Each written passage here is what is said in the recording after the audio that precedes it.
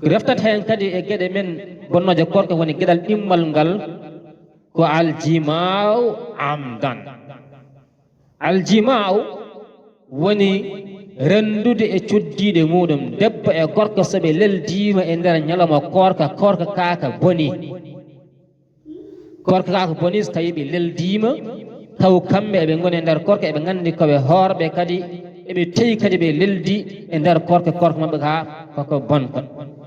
Woni so neɗɗo wondi e cuddiɗe muɗum e nder yimɓe ne goni e korka on ɗon ganden korka makka kaka bonka. Woni korka ka boni. Holko bonni korka ko Allah subhanahu wa ta'ala o wi kan korka ko boni sabu Allah wi to deftere makko teddunde o wi men toon uhilla lakum laylata siyami rafathu. O wi Allah kanko Allah o wi uhilla on dagnanama, uhilla lakum woni on dagnanama laylata siyam jamma korka arrafathu gondon e suddiɓe mon ɓe ɗum dagima e jammaje korka ɗi ila nisaikum fewde rewɓe mon ɓe so jamma korka ari ene dagi an gorko e debbo gondon sabu kamɓe Allah wi rewɓe hunna kamɓe libasun lakum kamɓe koɓe koltu moɗon koɓe comci moɗon woni kamɓe en mbawa sertude e mabɓe ko enen cuurodirta hakkude men e mabɓe wa antum onenne kadi worɓe ɓe libasun lahunna kono sutoraji mabɓe kono comci mabɓe gorko e debbo soɓe gondi kamɓe goto ɓe foof ko sutora goɗɗo o henna. ɗum noon Allah wi alima allahu annakum kuntum tahtanuna. Alima Allahu Allah noon andi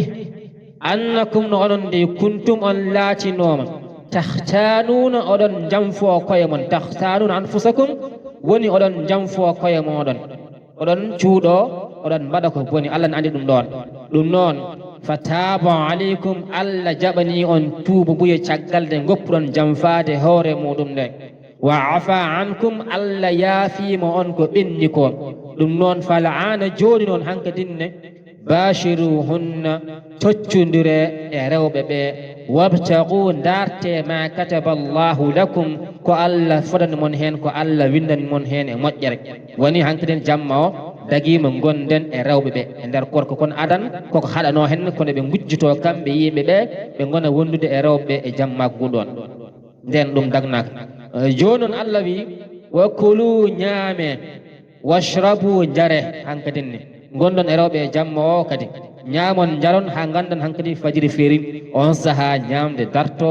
yarde darto nonne kadi ceera kadi e cuddiɗo ma. eyo joni noon on ɗo neɗɗo noon so tawi o wondi e cuddiɗo makko e nder lewru korka kanko taw omo ceyi omo jogui ñawore nde foti ñawede o wi wa alayhi an yaqdi ene defimo e na e dow makko a faami dey an yaqdi nde o yoɓata hasal yawm on ɗon ñalawma o yoɓata ñalawma on ɗonne kadi so tawi a ruttima e malikiyankoɓe kañumne sa wondi hen a faami de e cuddiɗo ma on ɗon ñalawma a faami kamɓe a yoɓata ñalawma o ɗo kadi a yoɓata ñalawma o e lawol gongol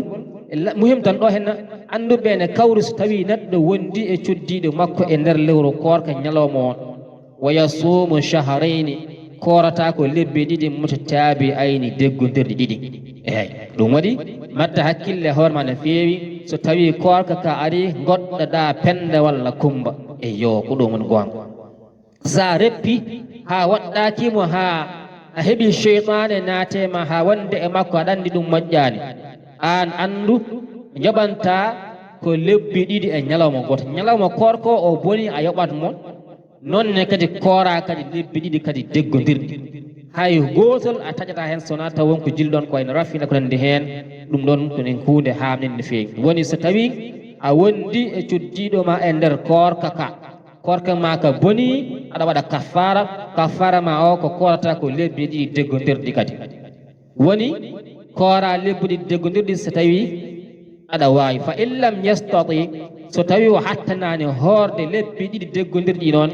at'ama yo ñammin kadi itam yo ñammin 60 miskinan o ñammina kadi 60 miskine foof ƴeewa ko haaratamo ñamminam haw haara haaɓe gona fodde 60 sa wawa hoorde nde. eyyi sabu woni dalilu majjum لأن الرجل وقع على امرأته وهو صائم ونون دليل كادو حال جوني gorko goto yanino e cuddiɗo muɗum nden on saha kanko taw on woni korɗo nelaɗo sallllahu alayhi wa sallam tini ɗum ɗon wimo walla ni kanko ni adde hoore makko kanko gorko o ni o haalen ɗum nelaɗo sallllahu alayhi wa sallam nelaɗo wimo ɓayde noon an a wondi e cuddiɗo ma o e nder nduɗo lewru gorko gonɗen waɗɗima koye wadde kaffara ɗum noon nelaɗo namdimo wimo ehima an gorkajo argay o wimo an hal tajidu raqabatan wima an est ce que aɗa jogui maccuɗo mo gandanɗa hoorema ndimɗina ɗum maccuɗo woni maccuɗo mo kalfuɗa ndimɗinamo saɗa jogui est ce que aɗa jogui on ɗon eyyi woni taɗa jogui tajidu raqabatan tutiquha saɗa jogui maccuɗo mo kalfuɗa ndimɗinnama hankkadi gaccitam kanko o yaaha wonta dimo ɗum ko toɓɓere saɗa jogui eyyi qala gorko o wi la min mi ala on maccuɗo mo kalfu min hay goto mi halfani min kay mboɗoni min tan goto eyyi qala nelaɗo wi kadi sallllahu alayhi wa sallam fa hal beele noon tastatiu aɗa hattani an tasuma shahrayni mutatabi'ain nelaɗo wimo kadi ɓayda ala maccuɗo mo ndimɗinɗa kono an la budda mbaɗa kafara o wimo est ce que an aɗa hattani horde lebbe ɗiɗi deggodirde woni hal tastatiu an tasuma shahrayni mutatabi'ain beele koora lebbi ɗiɗi deggodirde kadi qala la gorko wi la mi ala mi wawa horde lebbi ɗiɗi deggodirde fa qala nelaɗo kadi sallllahu alayhi wa sallam kadi wimo kadi fa hal beele tajidu aɗa wawi walla aɗa jogui it'ama ko wawi ñamminde 60 miskinan aɗa jogui ñammede wawde ñamminde 60 miskin eyyi saɗa jogui ɗum ɗon kadi worɓe yimɓe 60 mone mabɓe foof ƴewana ɗum kono wawi wottini ɗum ha haara aɗa jogui ɗum ɗon qala gorko wi kadi la min mi ala ɓeɗe guettati foof o wi hen ala hen ko jogui ɗum woni nelaɗo sallam qala sallllahu alayhi wa sallam woni nelaɗo sallllahu alayhi wa sallam fa makasa woni mbiyen fa makasa nabiyu nelaɗo sallllahu alayhi wa sallam on saaha ñiiɓi deeƴi ko juuti eyyi nelaɗo sallam jooɗi hankkadinni woni ƴewde holko foti waɗande oɗo nde wonon kanko o wonde cuddide makko omo waɗa kaffara o ko ñamminde 60 miskin o wi kanko o ala ko ñamminta ko walla ko horde lebbi ɗi deggodirde o wi kanko o hattanani ɗum ɗon walla ko remɗinde maccuɗo o wi kanko kadi o ala ɗeɗe gueɗe tati fof kanko wi ala te ko ɗeɗe gueɗe o foti wadde on saaha nelaɗo sallllahu alayhi wa sallam jooɗi deeƴi enen ƴeewa holko foti waddemo walla holko jomiraɗo subhanahu wa taala waɗata ɗon yolɗede kadi nde wonon kala nde damal ɓitti ma damal yolta inchallah mawla noon saaha noon fa makasa nabi sallllahu alayhi wa sallam nelaɗo sallah ñiiɓi ɗon sallllahu alayhi wa sallam ñiiɓi ɗon fa baynana nahnu omo haala o on saaha emin boni emin mbayi hono noon emin jeeƴi emin paadi ala dhalika e dow ɗum ɗon utiya nabiyu sallllahu alayhi wa sallam nelaɗo men muhammadin sallllahu alayhi wa sallam addana bi araqin fiha tamrun o addana fodde lahal ina mbiyata lahal ɓayara ko hono lahal tan lahal ngal bi araqin fiha tamrun lahal ngal addama e ngal waɗi tamoroje walla hunde tamoroje ngal waɗi en labti ko tamoroje ngal waɗi eyyi hunde tan fodde bool tan a faami de mbaɗaɗo hunde tamoroje ko nandi hen on saaha nelaɗo wi sallllahu alayhi wa sallam qala sallllahu alayhi wa sallam ayna sailu holto namdinoɗo oɗo gonduɗo e cuddiɗo makko hol probléme makko no réglirte holto woni eyyi nelaɗo wi noon ayna sailu nelaɗo wi holo woni fa qala ana o wi ko min oɗo kanko gorko o munno ɗon o yahani o wi ko min qala nelaɗo wi sallllahu alayhi wa sallam khuzha jaggu ɗum ɗo ngal ɗo lahal banggal tamoroje jaggu ɗum ɗon fatasaddaq bi jaggu ɗum cakkoyɗa ɗum naw cakkoɗal ngal ɗo lahal ɓayde an ala ko cakkiɗa ha joni ɓe ceertani caggal ɗum kadi gorko fa qala rajulu gorko o wi kadi sallllahu alayhi wa sallam a ala afqari minni ya rasulallah an kam nela sallllahu alayhi wa sallam beele ene waɗi ɓurɗomi wasde min won ɓurɗomi wasde ɗo e ngoɗo wuuro e ngal ɗo leegal min ala ɓurɗum wonde basno mi allah hay ko ñaami sa addi walla ɗum ɗo addama a wi en ƴettimi min sakkoyo te min kadi mi ala hay ko ñammi ɗum ɗon kadi ha joni o sertani en sallallahu alaihi wasallam o sertani hen kanko gorko eyi o wi kanko gorko fa wallahi mi wondiri ma bayna liftayha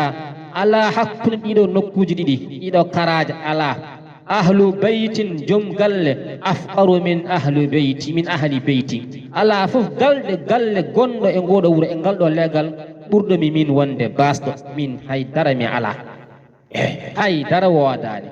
mi ɗaminaki hay nokku kadi o wi noon kanko gorko kadi ha joni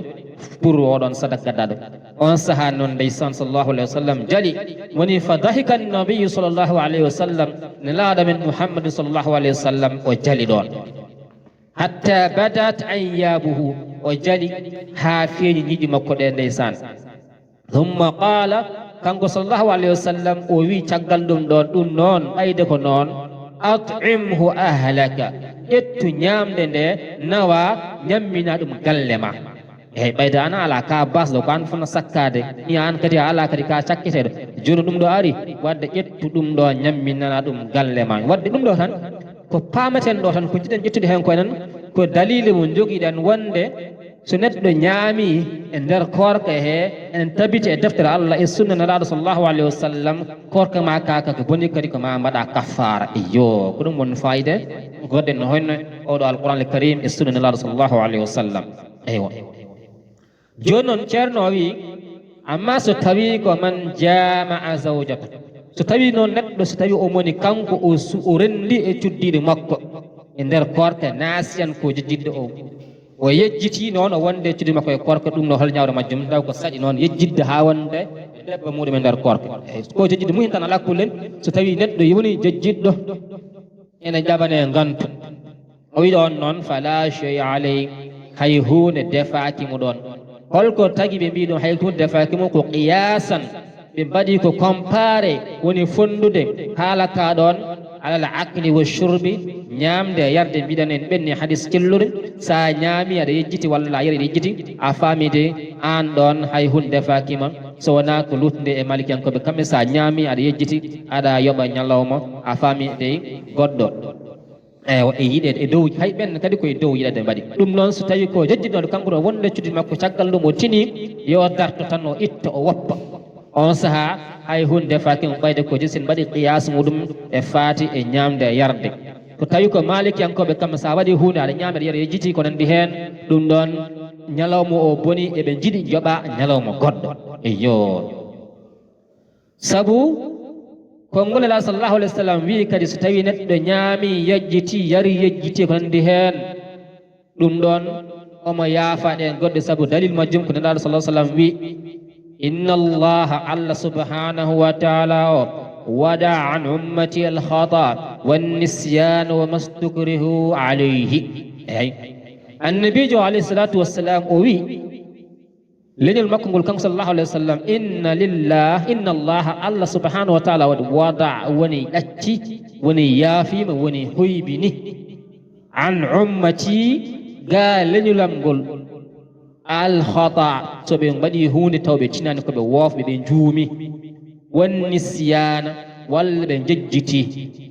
e hunde kadi wa mastukrihu e koɓe porsaɓe banna a farsama ya ñaam a forsama ya yar a forsama ya wonde cuddiɗo ma ɗum ɗon fof ka baɗɗo aɗa forsa walla a waɗi ɗum ɗon a yejjiti walla a waɗi ɗum ɗon e dow jumre ɗum ɗon fof nela sa sallam wi ɗum ɗon leñol ngol koko yaafa ɗum ɗon eyo gueɗal